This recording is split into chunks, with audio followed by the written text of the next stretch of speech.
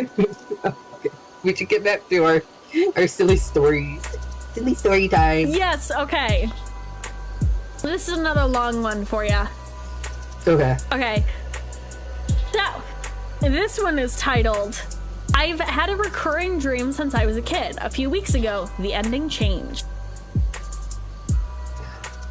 Why do I feel like I feel like I've heard the title. Yeah, I don't know. I'm just stealing all of these from r/no sleep, so you might have like... Oh no, I think I read it whenever I was trying to find other things, yeah. Yeah. And it was just one I did not choose. Damn, you already know what's happening then. I don't. This will be a surprise to me. No, I don't.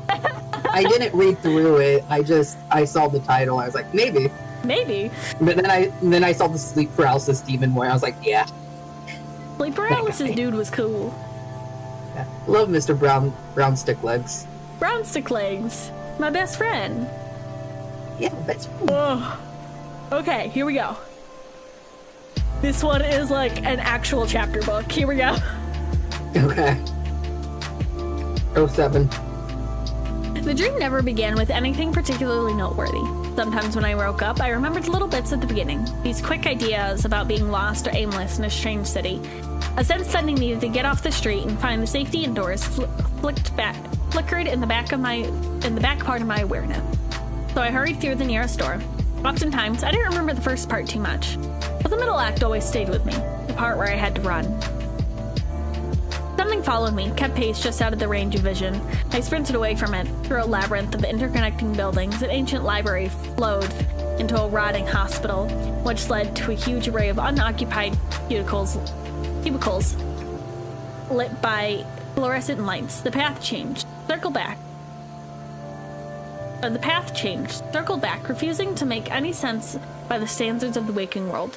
And really, the choices I made didn't matter anyway. In the end, it always caught me. I never saw it, but the sense stayed gaining on me. A terrible thing that would never stop. It would chase me forever. Closer, closer. Here.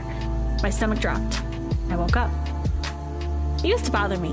In childhood, I often slept with the lights on, not out of fear of the dark, but because I was always trying to put off falling asleep.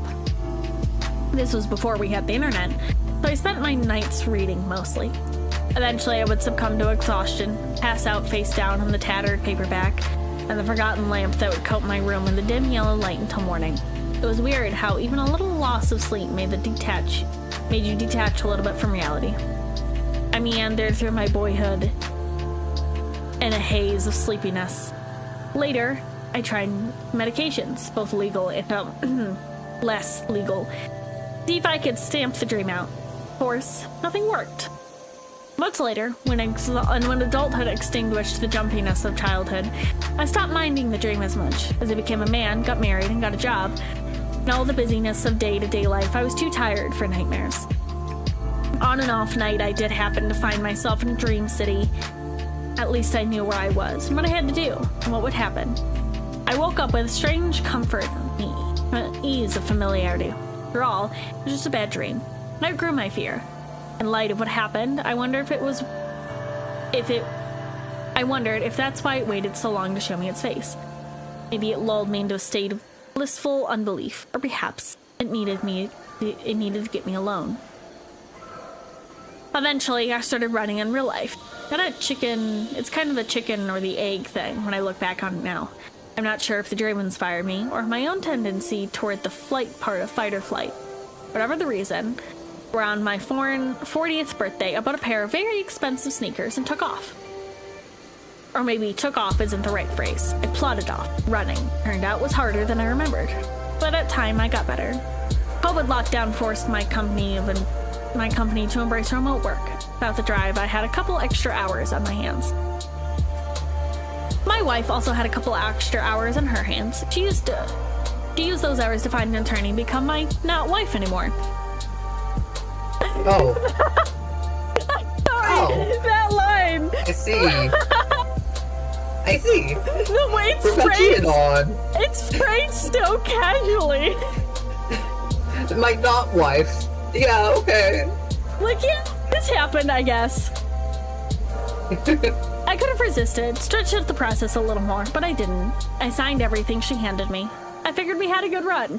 We never fought before, no need to start now. Now I had even more spare time.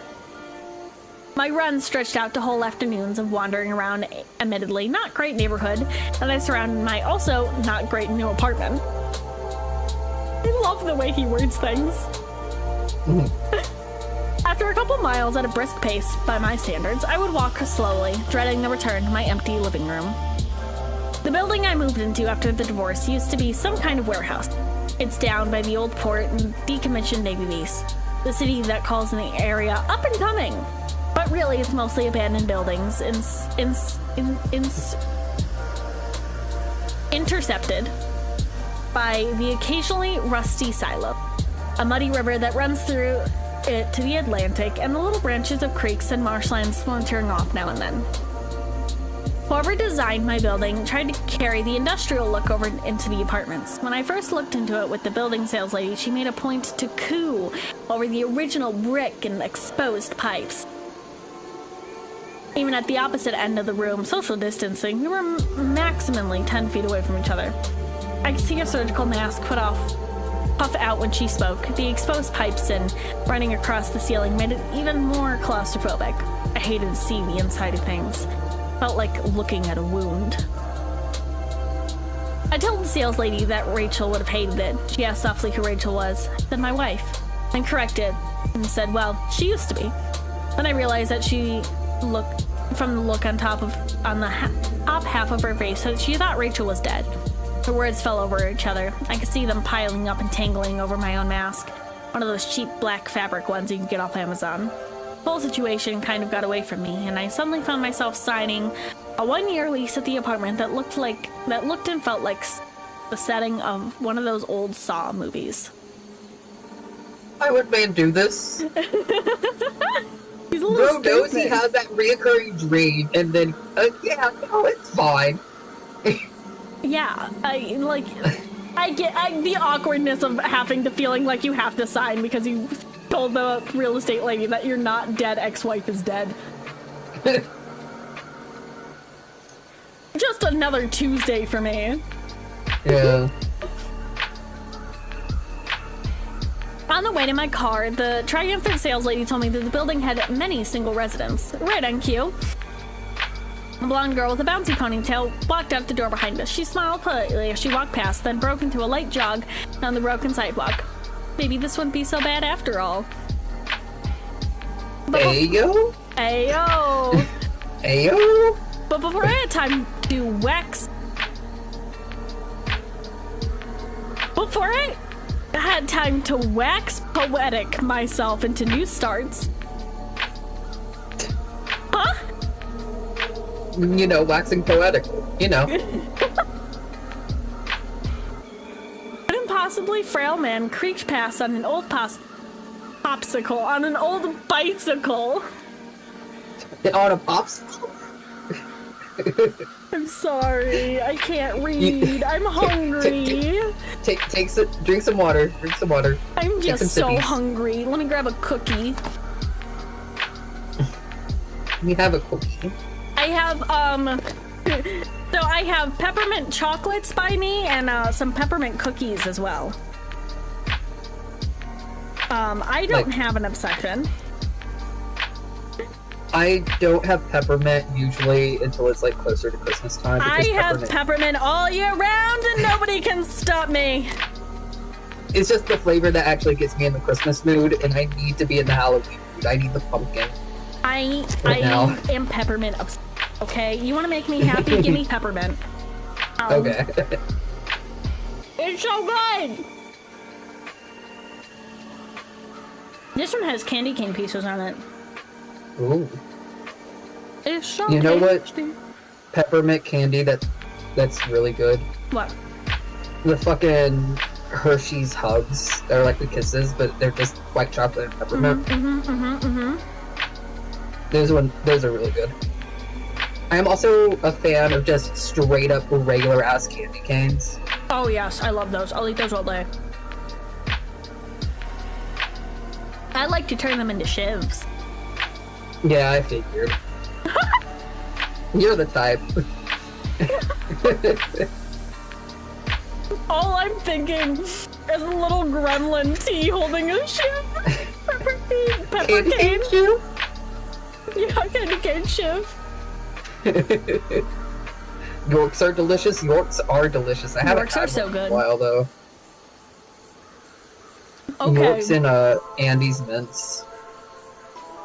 Let's try this paragraph again, shall we? Yep. Go ahead. But before I had time to wax poetic myself into a new start, an impossibly frail man creaked past on an old bicycle. He wore a tattered suit, capped off by a jaunty motorcycle helmet which appeared to weigh about 100 pounds. Okay. It was the only part of his ensemble that looked new, a pattern of patriotic stars and stripes signed on the golden evening light. His head lolled on his shoulders as his neck struggled with the weight of it. He had somehow rigged several clear plastic bags stuffed to the brim with cans to the back of the bike. They rattled against each other as he pedaled past us. I think he nodded at the sales lady, but it was hard to tell if it was intentional or just the weight of the helmet pulling his head down. He briefly glanced at him, then turned to hustle back to her office. A block away, the blonde girl had stopped in the middle of the sidewalk for a quick quad stretch, so the can man can bump off the curb into the gutter to avoid her. It would be an easy maneuver for someone less rickety, but I thought for sure the guy would wind up sprawled on the road, cans everywhere. Somehow, he pulled it off. For a moment, the stars and stripes on his helmet turned her way ever so slightly. Then he kept riding. Cans rustled into the distance. The girl didn't take much notice of him. In the moment, she ran off. Her neon pink running shoes flashed away in the glow of the sunset. A few days later, I moved in my small but growing collection of IKEA furniture and a few odds and ends that I'd hung on to after the divorce. Between the masks and the social distancing, there was no possibility of meeting anyone either in the building. There was no possibility of meeting anyone either in the building or out of it. We couldn't even share the elevator. At some point, the management had to put up a sign restricting it to a one household per The loneliness compounded when I gradually discovered the group of friends I had accumulated over the years were all actually Rachel's friends. Things became very quiet in my world. I tried to embrace the enforced essentialism of my new lifestyle, that this was the perfect opportunity for me to finally embrace the self-improvement ideals I had always scrolled past on TikTok. COVID couldn't go on forever, and when it ended, I would be ready, a new man. I filled my fridge with bagged salads and healthiest looking TV dinners. Oh my lord. At the store.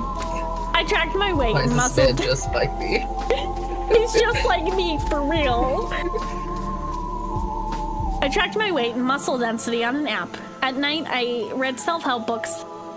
Well, the filtered sounds of laughter from my apartment next door drifted through the vents. I even kept a journal, though I could never think of anything to put in it. The only self-care task I really enjoyed was running. I ran every day, mostly after dark. But before the sun went down, by the end of the summer, my mile time had dipped under the 10-minute mark, and I felt like I was really on my way to something. Occasionally, I saw the woman I mentally nicknamed Ponytail out running in the early evenings too. She went a lot faster than me. I always took the same route, turning right out of my building that took me to a train yard with a high fence, so I went left. On the inland side of the road, I could see the collapsing roofs of the old Navy base, and on the water side, I passed mostly rehabilitated warehouses, much like the one I came out of. There were docks on the other side of those buildings, but I couldn't see them without venturing off the main road. The further I went from home, the less rehabilitated the structures became, until I had a row of fully abandoned depots. I crossed 3 rusted steel bridges over tidal creeks, then turned back when I hit a series of huge silos that still seemed to be in use. The path took me about 3 miles away. Then I used the 3 miles back to delay sitting by myself in the confinement of my own apartment. It wasn't really the best part of town, but despite the intermittent reports I saw in the news, I never worried too much about my safety. The only thing that gave me pause was traffic. Not many cars drove through this area, but those that did far exceeded the limit, as if they were trying to escape as quickly as possible. But I stayed diligent about checking before crossing, and I never wore headphones while running, so I could hear approaching vehicles. One evening on the edge between fall and winter, I saw something that brought my run to a full stop. It stood between two low boarded-up warehouses, just before the no man's land of the rusted bridges, a concrete structure I'd never seen before. I remember the red corrugated siding of the building to its right, the broken windows of the place to the left. I had never noticed the behemoth in the middle.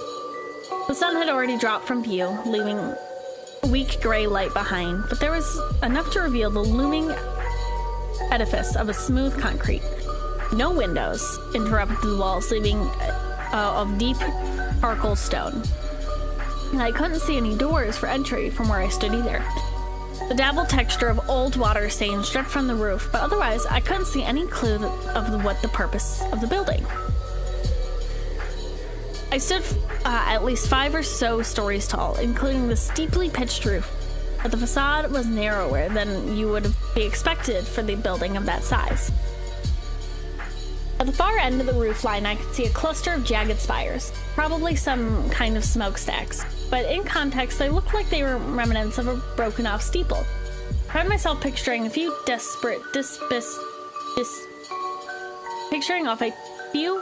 desperate places I'd been and trying to place them together to make sense of it, like the shape of a big cathedral in the nearest city, industrial chutes and ladders of the paper mill across the river, and hopelessness of the brutalist memorials I saw in the college store of Eastern Europe. Man, this guy's obsessed with infrastructure. Real.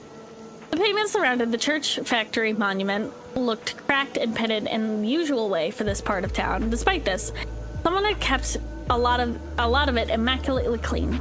Typically, the roadside debris had gathered in the surrounding of both the neighboring buildings, but I could see the invisible barrier where some caretaker had removed all the trash from the ground and surrounded the mystery building right up to the each property line.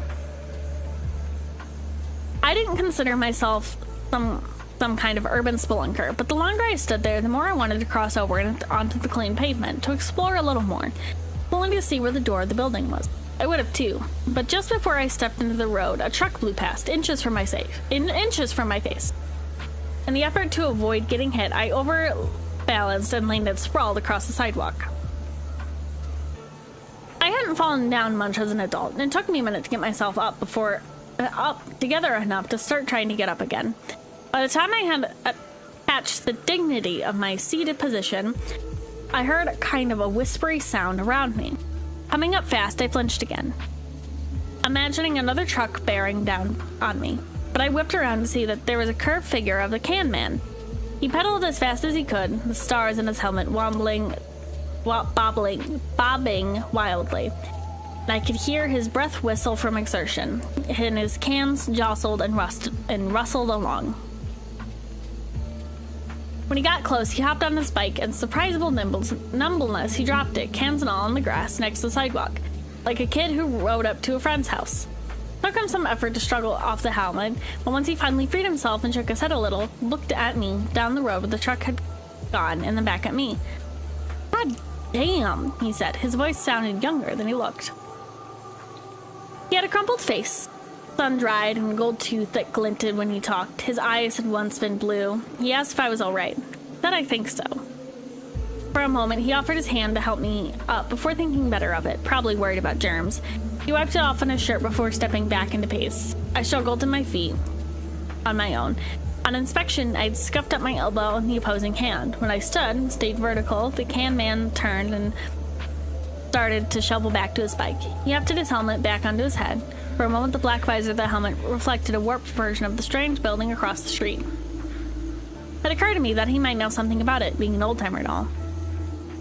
"Hey, what is that tall, still building for?" I asked, a little too loudly. Stopped walking. Stood perfectly still for a moment.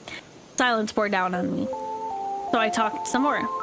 "I don't think I've seen anything like it. No windows, no doors. Can't be up to code."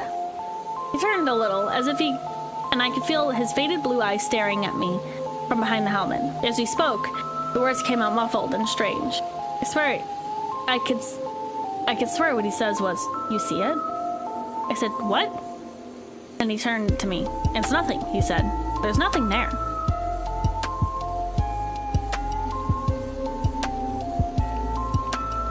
Okay. He paused, seemed to consider his next move. Suddenly, he stepped closer, until he was far closer than I would have wanted.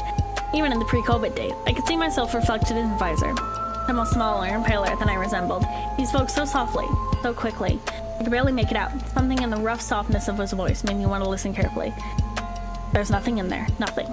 Dark places are not meant for little creatures like us. Forget you saw it. Forget it." Then he wheeled around and started back on his bike before stopping again. This time he spoke a little louder, as if he would help me understand. As he spoke, he shook his head mournfully. The stars in his helmet swayed side to side. "If you see it, don't touch it," he said. "Don't touch what?" I asked. The stars still swung back and forth. I could feel myself getting lightheaded. He scoffed a little at the question before answering, like it was something I should already know. "Do not touch the hem of the garment, the cloak, or whatever you do, stay out of the water." And then he turned, grabbed the bike, and pedaled away the way he'd come, looking over his shoulder, and now and then, like something could chase after him at any moment. Nothing did. That night, I dreamt of being chased again. The rooms of my dream city flowed together like they always did. I passed through the dormitory full of empty beds, the algae-infested indoor swimming pool, and the grocery store populated by scuttling insects, places I'd seen a thousand times before. But then, somehow, I find myself somewhere new, the end of a dark hallway, around these two huge curved doors. They rose up from the shadows, and as I got closer, I could see the spotted marks of old water stains. They were closed. When I reached them, I swept my hands over the surface and confirmed my initial impression. Smooth concrete. If there was a way to open them, I couldn't find it. In the darkness of the hall behind me, feel the thing that chased me approaching, faster, every breath. Even when I pushed frantically, the doors wouldn't budge. All these years, this is the first time I encountered a door I couldn't open in my dream. Whatever chased me always caught me. But whenever it did happen, or I would always been running. I'd never been trapped like a fish. Trapped in one spot. Fish in a barrel. As the sensation of doom poured over me, I closed my eyes and curled against the cold stone of the doors. A high-pitched squeal pressed into my eardrums, and I woke up. It took me a moment to realize the source of the sound was my own voice. I screamed myself awake. It turned out I screamed the neighbors awake too. They didn't love it. The next morning, I got a strongly worded warning email from the building's management. I recognized the name at the bottom as the sales lady from before. I guess she got promoted. Good for her. Promoted to landlord? Apparently. How's that a promotion? I don't know. More money, I guess? I'm not going to get into the landlords right now. Depends on how you look at it. How much left? Yeah. Oh my lord. I would like to read my last story at some point. I don't know if we're gonna get to it. This is so long. I'm just gonna let you go. Because this is gonna go on forever. I literally picked up this scarf that I've been trying to finish for the last 5 years. I started knitting and listening to the story. It's so long. Like, there's like... It's so long. Just go. Just read yours. Okay. Silly, spider story.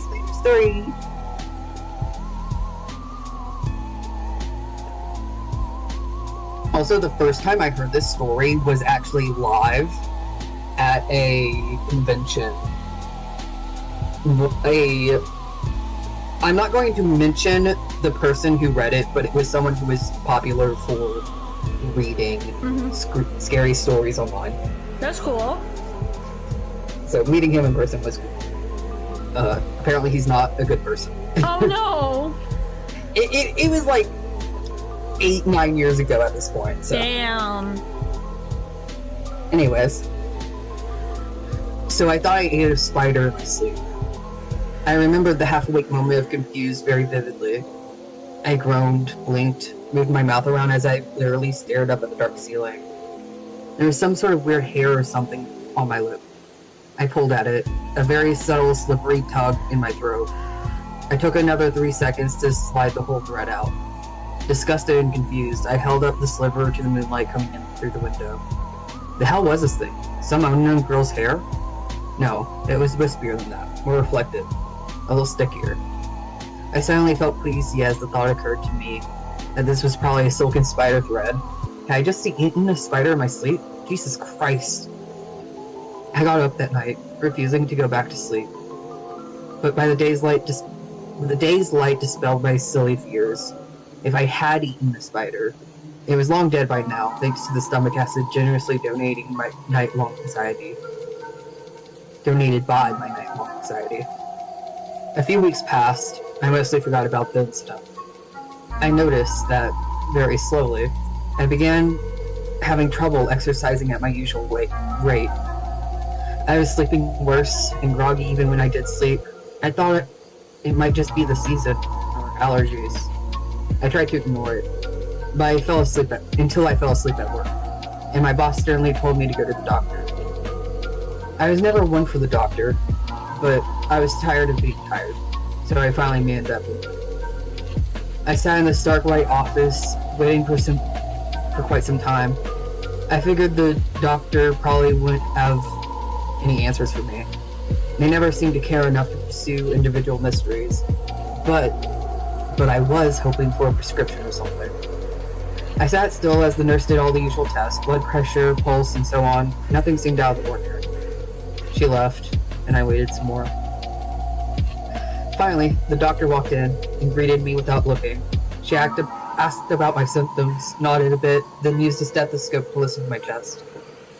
That's when she frowned. It might be allergies, or even asthma. Sounds a bit scratchy in there. That's what I thought, I told her.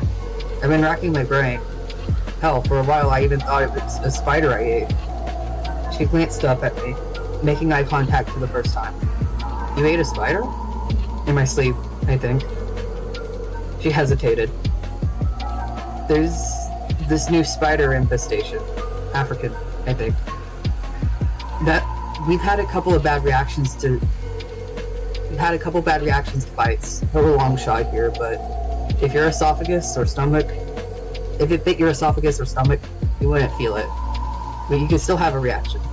Let's get a soft tissue scan done. Confused and worried,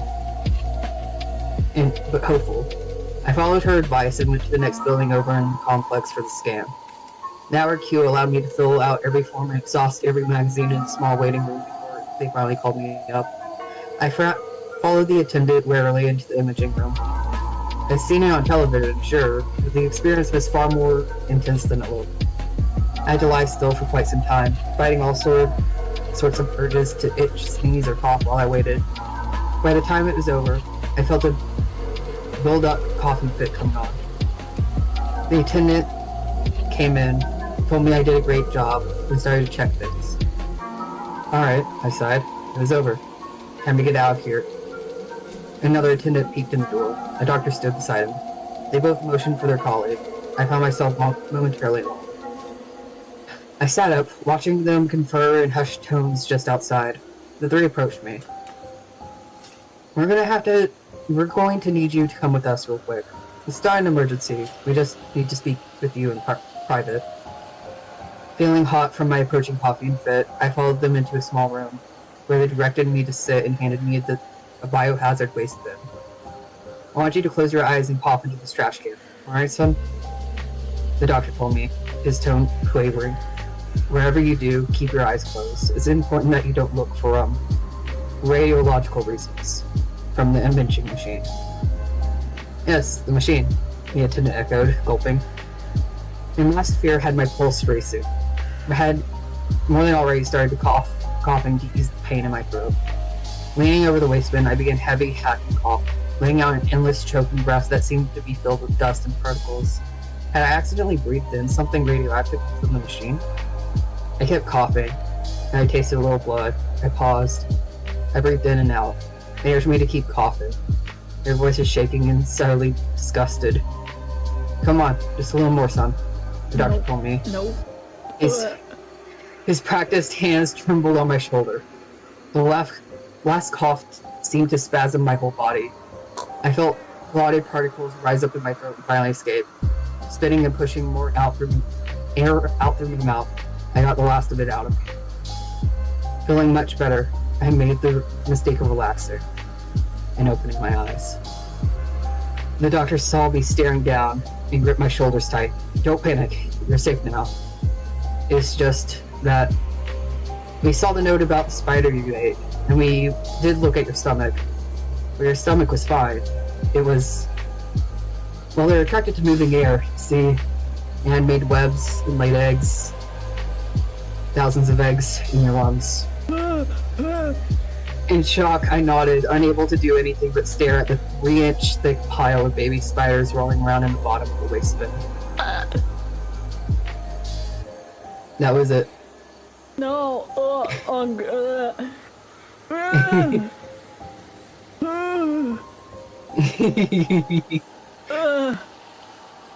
It was a very quick story. I don't like it! It did scare me for a while after... Like, it's very, very, very, very unlikely for one to eat a spider. Oh, I have such bad arachnophobia as it is.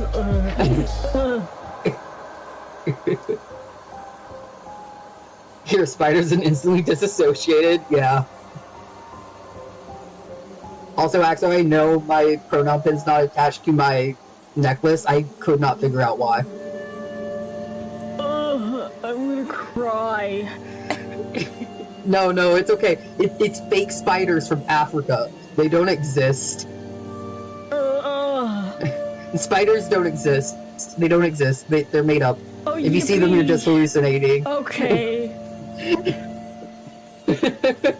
I'm joking. I'll take it.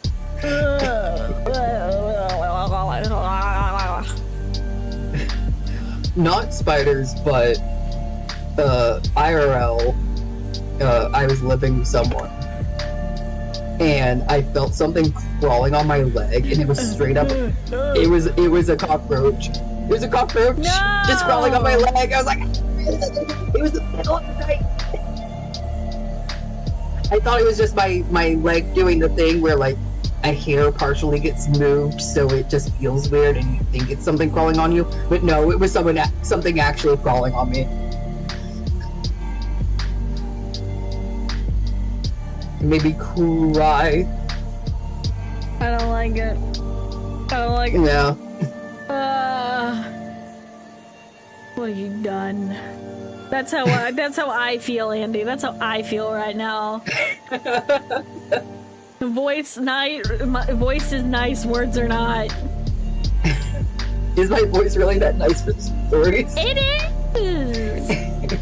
It's very nice. Maybe I should start recording something. I need to get back to recording my story times. I got like... I think now... Yeah, we got like 10 minutes. I know. I'm waiting for them to get live. I will simply go to their Twitch. I followed them like literally the other night. I'm on their Twitch, just waiting. Yeah. They did an 8-hour Guilty Gear stream. That's yesterday. Insane. It's like, what the girly pop. I tend to do 8-hour streams when I don't have work, but I always swap games like halfway through. Well, they were like going through different Guilty Gear games throughout the years. Oh. Yeah. So like basically played until I think they died a certain amount of time, or only played for like an hour per game. That's cool. Yeah. I'm not good at fighting games, but I do think they're cool. I'm You're about fighting games? I'm okay at them. Overall. I'm okay at them. Okay. It's fine, I guess. Now, a Splatoon, on the other hand. Love Splatoon. I love Splatoon. I need to get a Switch. I know Switch 2 is coming out at some point. They might call it something else. I wouldn't be surprised if they just call it a Switch Pro. Or the new Switch. I don't know, man.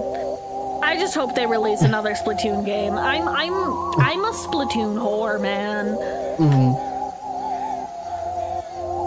Just as soon as that new console comes out, I know all the like original versions of the Switch.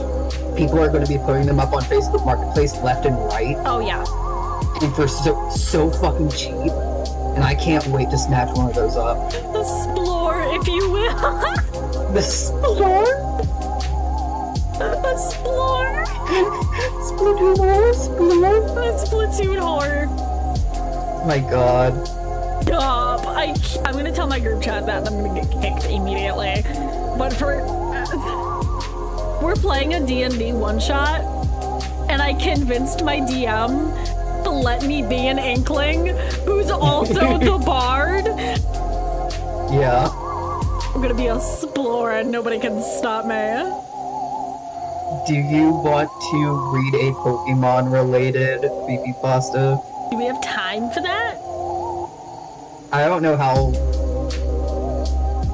long this is.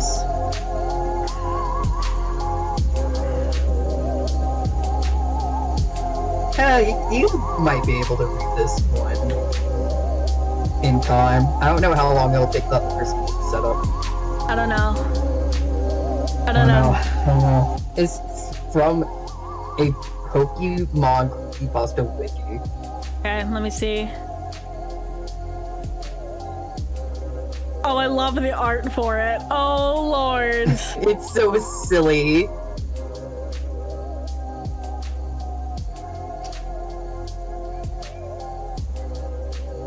Okay. It's just a little edit. Okay. I can speed read this. Speed read. Go. Time to get speed readed.